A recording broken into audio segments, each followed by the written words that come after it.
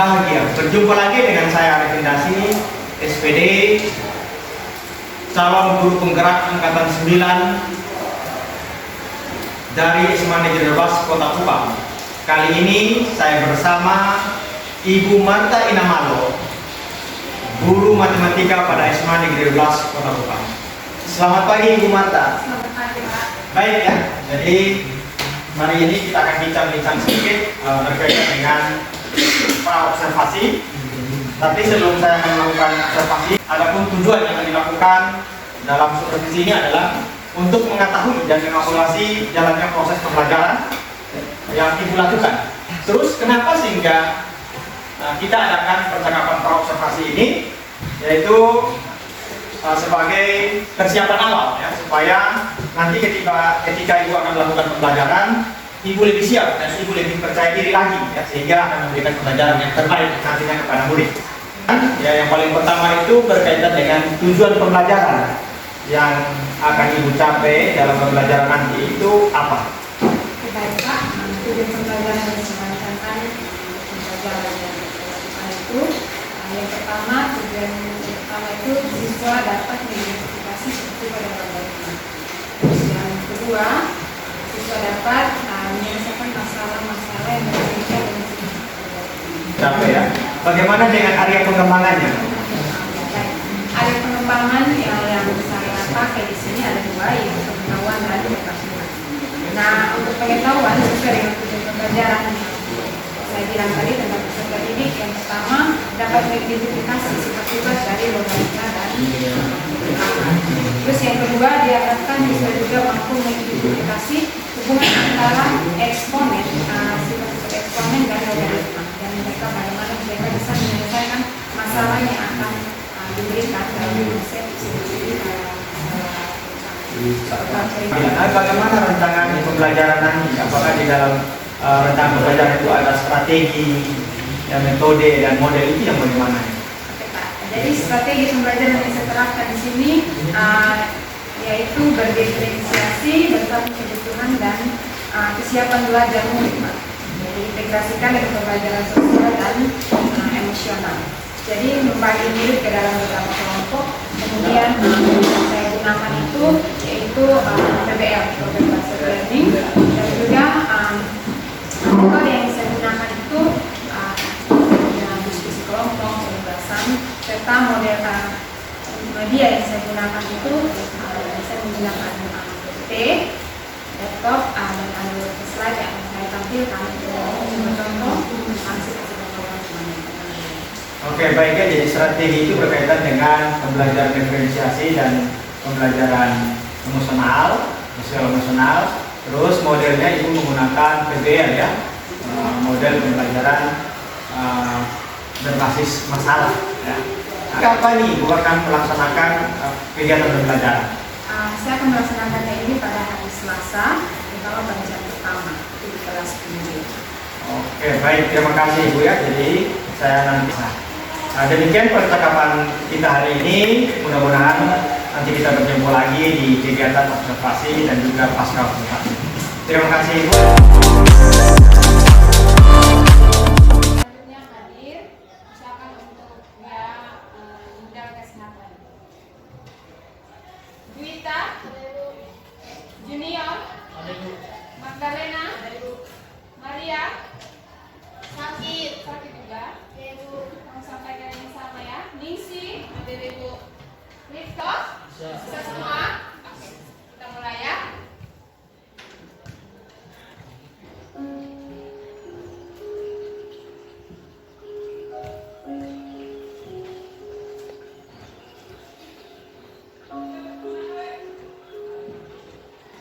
Tarik nafas yang dalam, keluarkan pelan-pelan.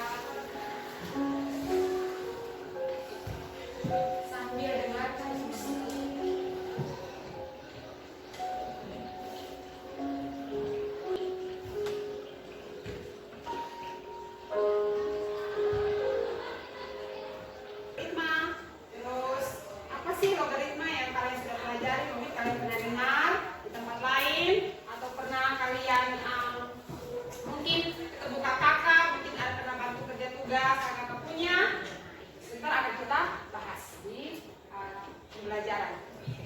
Sebelum itu, Ibu mau bertanya sedikit tentang logaritma. Yang kalian dengar tentang logaritma apa? Ada yang tahu apa sih logaritma? Apa sih logaritma? Junior? Mungkin dari eksponen yang kita sudah belajar minggu lalu ke logaritma, mungkin ada yang sedikit bisa memberikan ibu sedikit tepuk 1, tepuk 2, tepuk 3. Ingat, ibu perhatikan. Oke, tepuk 4, tepuk 5. Sekarang kita coba. Tadi itu cuma oke. Siap? Jadi kulihat siapa yang salah, dia yang akan jawab pertanyaan. Tepuk 1, tepuk 2, tepuk 4, tepuk 5, tepuk 2, tepuk 3. Siapa yang punya sendiri tadi itu? Apa? Anang. Oke, Anang. Maju ke depan, Anang. Harus bertanggung jawab. Maju ke depan, Anang. Harus bertanggung jawab. Oke. Berdiri di depan. Pimpin teman-teman untuk tepuk bola. Mulai. Tepuk 2. Tepuk 5. Tepuk 3. Tepuk 4. Tepuk 1. 5. Sudah? Oke, Anang silakan duduk. Sekarang ibu tes sentuh. Tepuk 5 2 kali.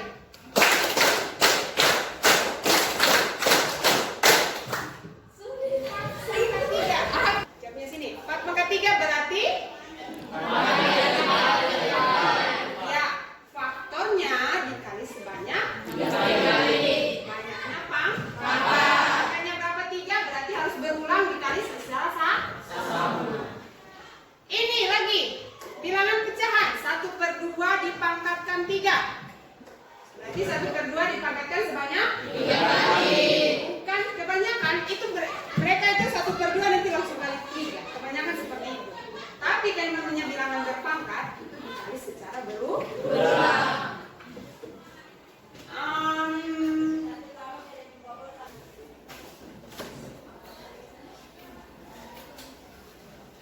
Nah, definisi dari logaritma.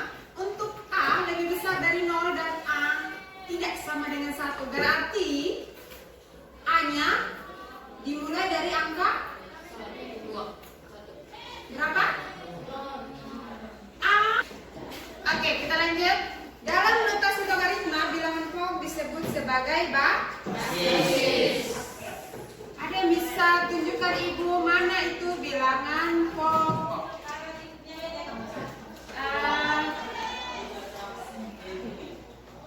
Maju. Tunjukkan ibu mana bilangan pokok. Tadi ibu kasih tahu bilangan pokoknya mana? Tunjukkan. Tinggalkan mana itu bilangan pokok. Ibu sudah bilang basis. Basis tadi berapa? Basisnya tadi yang di sebelumnya berapa? 10. Berarti mana? Yang di bagian atas, yang di rumusnya. Tinggalkan yang mana yang namanya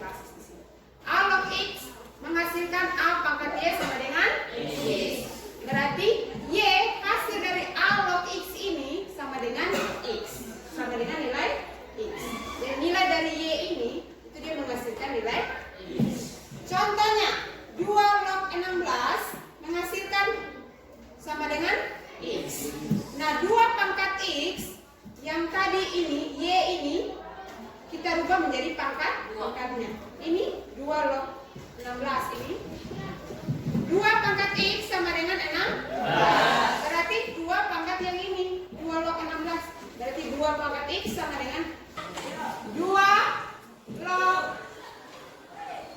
3 tambah 2 log 5.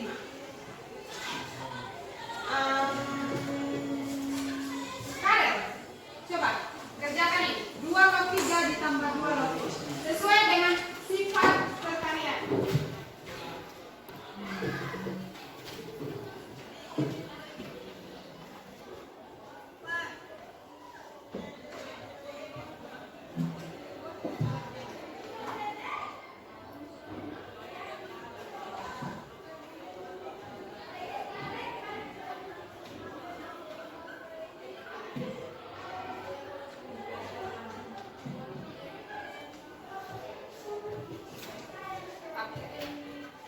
Beri tepuk tangan dulu buat Kak.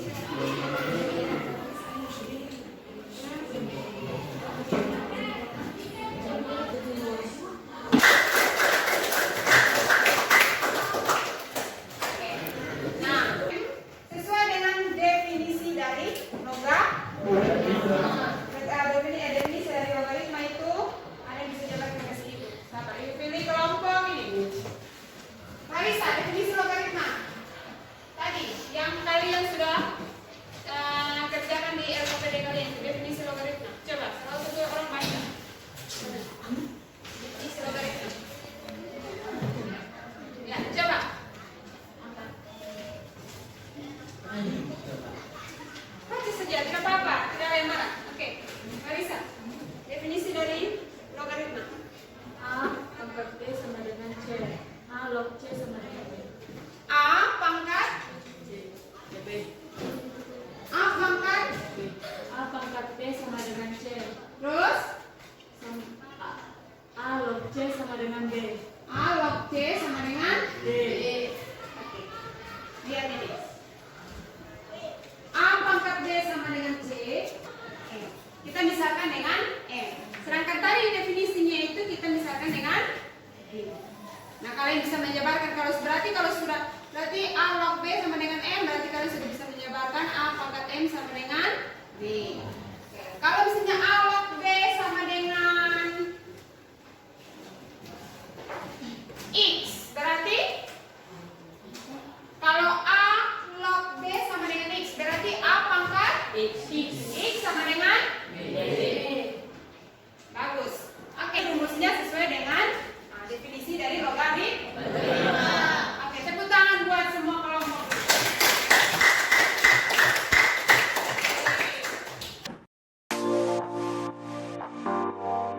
Salam dan bahagia berjumpa lagi dalam percakapan pasca observasi bersama saya rekomendasi SPD calon guru penggerak angkatan 9 dari SMA Negeri 12 Kota Kupang.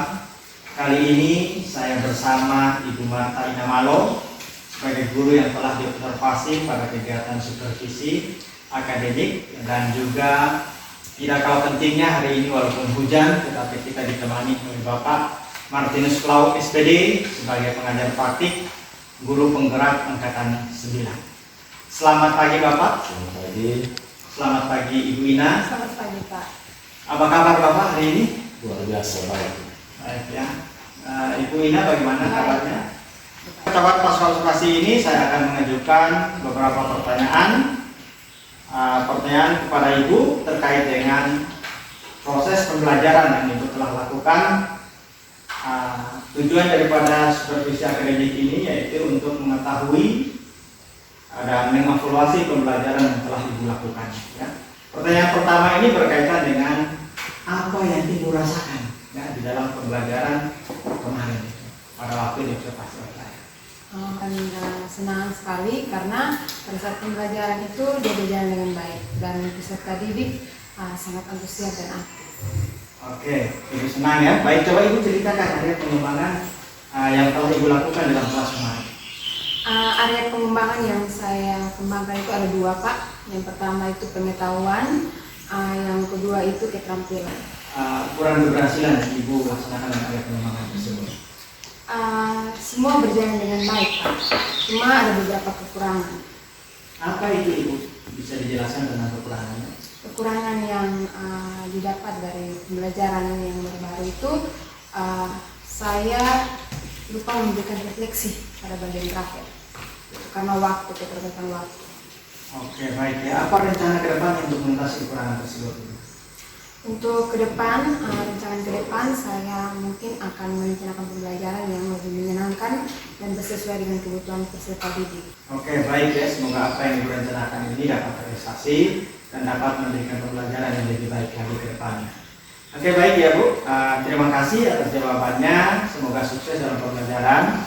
Ya, kali ini saya akan memberikan kepada Bapak Martinus untuk dapat memberikan informasi baik berkaitan dengan percakapan pasca observasi.